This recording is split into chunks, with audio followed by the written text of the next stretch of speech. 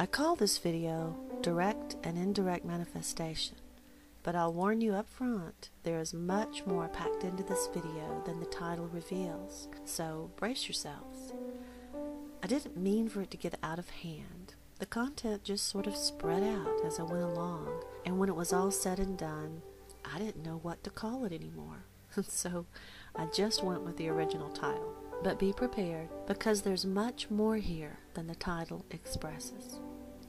Now, even with recalling what we have recalled about manifestation, it can still be hard to believe that we have created all of this. But we did. And in fact, it was easy for us. So easy that we could do it in our sleep. And we do. Both metaphorically and literally. We do it nearly every night in our dreams, where we are not only our dream self, but we are also the dream ground we walk on, the dream buildings we pass, the dream ice cream we eat, and the dream boogeyman that may be chasing us.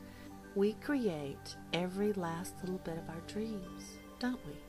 And even so, we really don't consciously consider that we do, or how incredible it is that we do. But we do it, and we do it all in our sleep.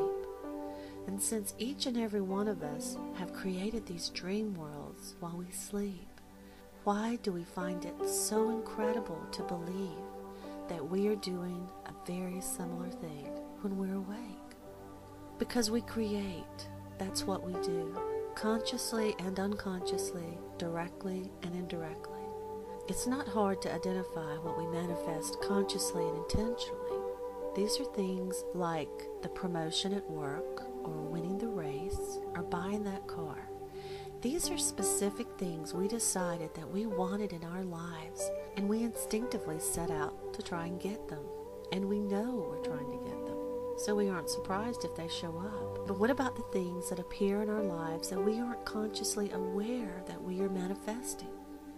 Things that we are manifesting indirectly. Because these are sometimes harder to see, and therefore harder to believe that we could be doing it.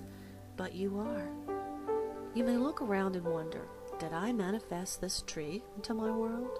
And these blades of grass? And this chair? And this shopping mall? And what about that wad of chewing gum waiting to get stuck on your shoe? You may not consciously recall asking for these things because they are part of an indirect manifestation. They are the fulfillment of your open-ended request or belief.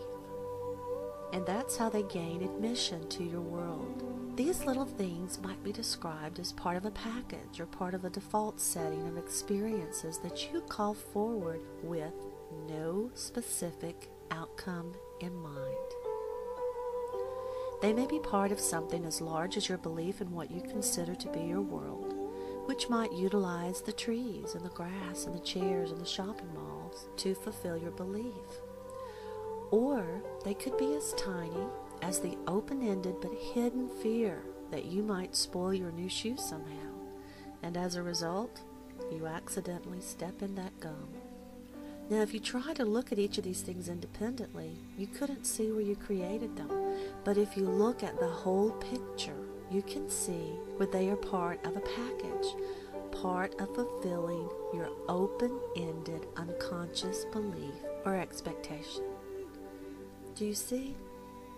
So in a similar manner, we may look at our world and insist we did not ask to lose our job of 4 years, but if you look at the whole package, you can see you did just that. Every day, as you went into work, hating what you did and wishing you had an excuse not to show up there anymore. Your unconscious open-ended desire put that into action, and this is how your request was answered.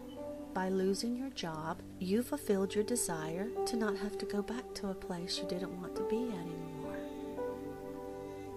Do you see?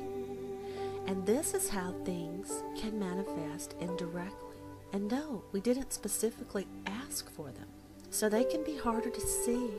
It can be harder to understand how they appear in our world. And because of this, they can accidentally make us think that we didn't call everything forward, but we do.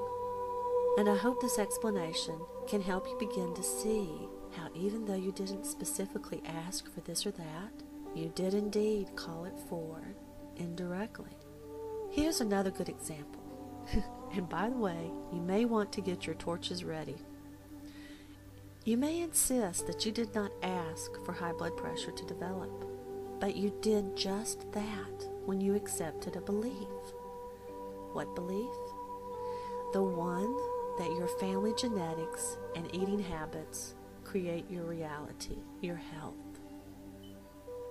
So, this is what you manifest, overlooking the truth that it's your belief, your acceptance in these things that actually wields this power of manifesting. That's right, you heard me. So, go ahead, light your torches if you must, but it's true. The high blood pressure didn't come from your genetics or stress or poor eating or lack of exercise. These are also manifested byproducts of your belief. The high blood pressure came from your acceptance that these things are a reality in your world. Your belief granted them this power, and thy will be done. And so they did. And these things may indeed be in your life, the stress and the poor eating habits and the poor exercise habits, but they are the means that you are using to manifest this belief for you. They are not the cause of it. Your belief is what caused it to be manifested. And it was you who gave them the power to do so. I realize that this is going against what most of us have learned to call reality. But even if you find it disturbing, I hope you will also find that a part of it rings true within you. Please join me in part 2 of Direct and Indirect Manifestation.